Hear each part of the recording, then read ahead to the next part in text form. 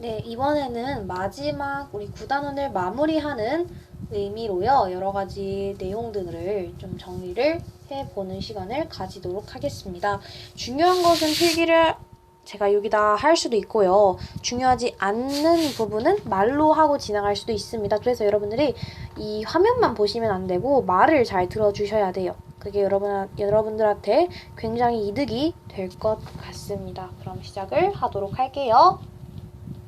일단 우리가 이번에 배운 단원이요. 9단원 정치생활과 민주주의였습니다. 그래서 우리는 총 3가지로 나눌 수가 있었어요. 정치와 민주정치의 발전, 그리고 민주정치의 제도, 요 3가지로 나타낼 수가 있었고, 정치라는 것을 또 의미와 기능, 정치생활로 나눠볼 수가 있었습니다.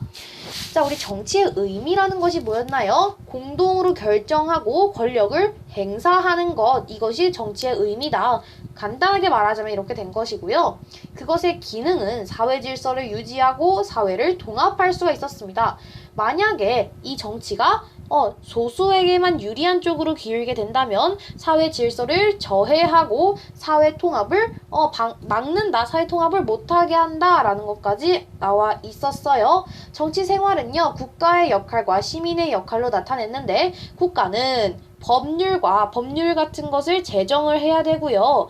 또 이 시민이 국가 그 정치에 잘 참여할 수 있도록 여러 가지 상황들, 여러 가지 활동들을 만들어 주어야 합니다. 그러면 시민은 당연히 그 만든 것에 적극적으로 참여를 해야겠죠. 또한 비판적인 시각으로 이건 잘못되었다, 비판까지 할 수가 있어야 합니다.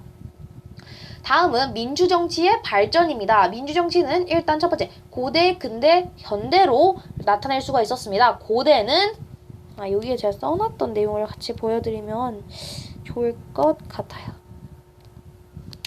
고대는 우리 그리스 아테네에서 민회에서 사람들이 공직자를 뽑을 때 윤번제 또는 추첨제를 통하여 뽑았다고 했어요. 그죠? 그러면 이거는 직접 민주정치가 되겠고, 그때는 사람이 많이 인구가 적었기 때문에 직접 할 수가 있었던 겁니다. 직접 민주정치는요, 여기 고대 그리스에서만 나타났다라는 걸 알면 되시고요. 이때는 제한적 민주정치였다. 왜? 자유민인 성인 남성만이 시민으로 규범이 딱 되었기 때문에 여성, 외국인, 노예는 시민조차 되지 못했기 때문에 이 정치에서는 자유민인 성인 남성만 참여하였다. 하지만 만약에 문제의 형태가 고대 그리스 아테네에서는 시민들 모두가 정치에 참여하였다 해도 말이 맞는 거예요. 왜냐면 그때의 시민은 그렇죠. 현대사회의 시민과는 달랐습니다. 그때의 시민은 자유민인 성인 남성이었기 때문에 현대와는 좀 달랐기 때문에 그때의 시선으로 문제를 바라볼 수가 있어야 합니다.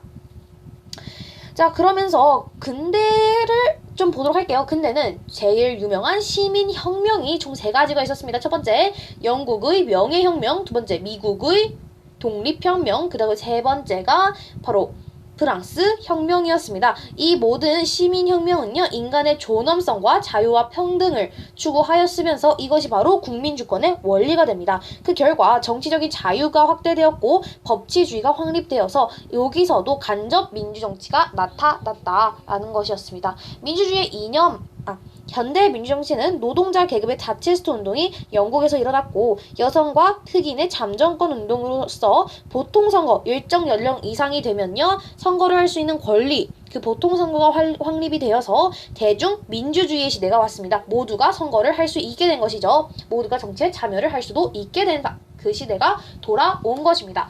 자, 그러면서 민주주의 이념은 인간의 존엄성 실현에 있고요. 인간의 존엄성 실현을 위해서는 자유와 평등이 보장되어야 한다라고 했습니다.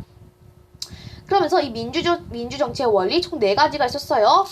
국민 주권, 국민 자치, 입헌주의, 권력 분립. 권력 분립은 우리가 한 권력만 너무 치우쳐 있으면 안 된다. 그래서 입법부, 사법부, 행정부 이렇게 3가지로 권력을 분립하여 권력을 나누어서 정치를 진행하도록 하였습니다. 자, 마지막인 민주정치 제도를 보겠습니다. 직접 민주정치와 간접 민주정치가 있었는데요. 직접 민주정치는 모든 국민이 법률, 정책 결정에 참여를 해야 합니다. 하지만 이것이 바로 민주정치의 이상이 되는 것이죠. 왜냐하면 민주주의라는 것이 민주주의라는 것이 시민 스스로 지배를 하고 통치하는 정치 체제이기 때문에 이 직접 민주 정치가 가장 바람직한 민주주의 원칙이라고 생각을 하면 됩니다. 하지만 현대 국가는 사람이 많아요. 그죠? 사람이 많고 그 영토가 넓기 때문에 이것을 실질적으로 적용하기는 쉽지 않았다라고 말씀드렸습니다. 자, 그러면서 간접 민주정치가 있었죠. 대표를 선출하는 것이고 의회와 행정부를 구성하게 되는 것입니다. 자, 의원 내각제와 대통령제로 구분을 했었습니다. 의원 내각제는 입법부와 행정부를 융합한 형태다라고 말을 했었고요. 그 다음에 대통령제는 그렇죠. 입법부와 행정부가 독립이 되어 서로 따로따로 하게 되었다. 우리나라는 이 대통령제라는 음식에다가 의원 내각제라는 양념을 가미한 것으로 다 섞여 있다라고 말씀드렸습니다. 요 표가 가장 중요합니다, 여러분. 이 표를 무조건 암기하시면 좋겠고요.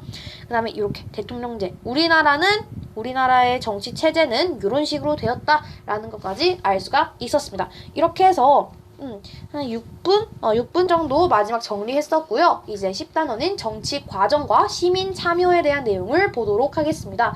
이것은 9단원보다 어렵지는 않지만 그래도 살짝 헷갈릴 수는 있다. 하지만 저는 이 부분은 정말 어렵지 않다고 생각을 합니다. 이 부분은 정말 그렇게 어렵지는 않아요. 그래서 이 부분을 조금 제대로 해보았으면 좋겠습니다. 댓글 달아주시고요. 혹시 헷갈리거나 어려운 부분 있으시면 언제든지 댓글 달아주시기 바랍니다. 지금까지 영상 봐주셔서 감사합니다.